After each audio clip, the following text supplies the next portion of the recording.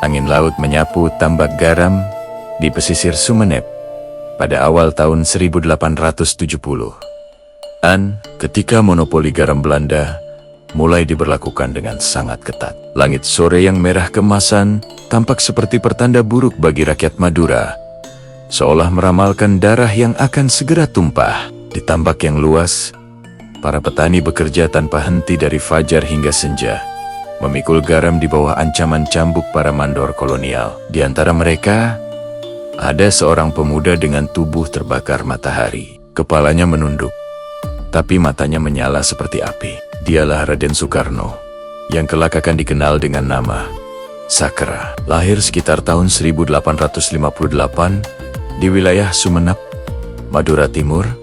Ia tumbuh menyaksikan penderitaan bangsanya. Memasuki tahun 1890, kondisi rakyat semakin tak tertahankan. Pajak yang mencekik, tanah yang dirampas, dan ancaman penjara bagi siapapun yang berani melawan. Suatu hari, seorang petani tua dipukuli oleh mandor kolonial hanya karena tidak mampu memenuhi setoran garam. Semua buruh terdiam dalam ketakutan, kecuali satu orang. Sakra melangkah maju. "Cukup," katanya tegas. "Dia manusia, bukan binatang." Mandor itu tertawa mengejek.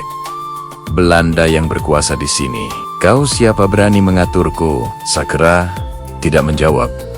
Dengan kata-kata, hanya ada kilau celurit yang melesat cepat membelah angin. Mandor itu roboh, bersimbah darah. Detik itu, denting celurit Sakra menjadi tanda dimulainya sebuah perlawanan besar. Sejak saat itu, sekitar tahun 1891, nama Sakra mulai bergaung di seluruh Madura. Malam demi malam, Sakra memimpin serangan gerilya. Mereka menolong rakyat yang ditangkap, menyerbu pos-pos kolonial, dan merampas logistik untuk dibagikan kepada orang-orang yang kelaparan. Di pasar, di pelabuhan, hingga di desa-desa garam, orang-orang berbisik dengan bangga, "Sakra, pembela wong cilik." Namun, setiap keberanian selalu menumbuhkan musuh baru. Pada tahun 1892, pemerintah kolonial menganggap Sakra sebagai ancaman besar. Perintah penangkapan hidup atau mati dikeluarkan. Mereka menyebar mata-mata. Salah satunya seorang pemuda bernama Jukseng yang berpura-pura bergabung dengan kelompok Sakra demi imbalan jabatan dan uang dari Belanda. Pada suatu malam yang gelap di awal tahun 1893, Jukseng mendekati Sakra. "Guru," katanya, "ajari aku menjadi lelaki sejati. Aku ingin berjuang bersamamu." Sakra percaya. Ia tak pernah menaruh curiga pada sesama darah Madura. Ia berkata pelan, "Celurit ini bukan untuk membunuh. Celurit ini untuk menegakkan harga diri."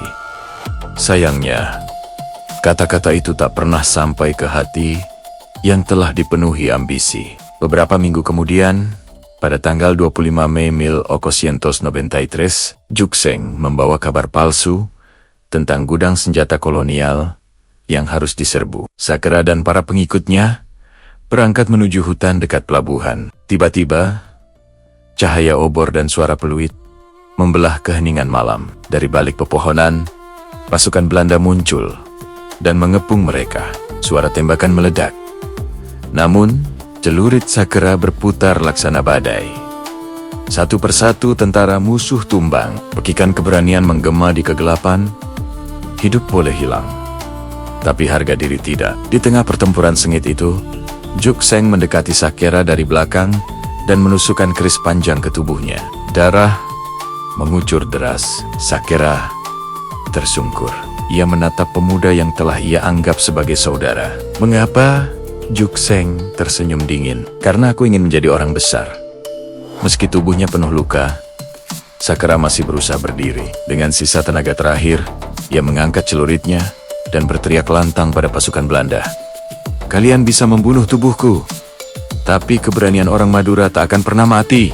Peluru terakhir menembus dadanya. Tubuhnya jatuh, dan celuritnya terlepas dari genggaman. 25 Mei 1893 menjadi hari merah dalam sejarah Madura. Belanda membawa jasad Sakera ke Pulau Jawa, berharap bisa memadamkan api perlawanan.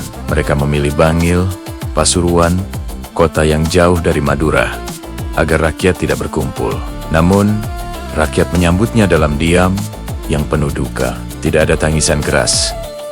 Karena bagi orang Madura, air mata bukan untuk tontonan. Mereka menguburkan Sakera dengan celurit merah di sisinya, sebagai simbol keberanian abadi. Sejak hari itu, setiap kali angin sore berhembus melewati Pasuruan, orang-orang merasa mendengar gemuruh langkah seorang pejuang. Nama Sakera bukan lagi sekadar nama, tetapi nyala jiwa yang tak pernah padam. Ia adalah makan merah dari Madura. Kebenaran yang tak bisa dibungkam. Mati sebagai manusia, hidup sebagai legenda. Dan ketika celurit terangkat tinggi di langit Madura, suaranya selalu hadir. Sakera, Ore, NJK, Didi, Awe, P, Sa, yang berarti Sakera, lelaki sekati, jangan pernah menyerah. Terima kasih sudah menonton. Jika kalian menyukai kisah-kisah pahlawan seperti ini, jangan lupa untuk subscribe dan bagikan video ini. Sampai jumpa di cerita berikutnya.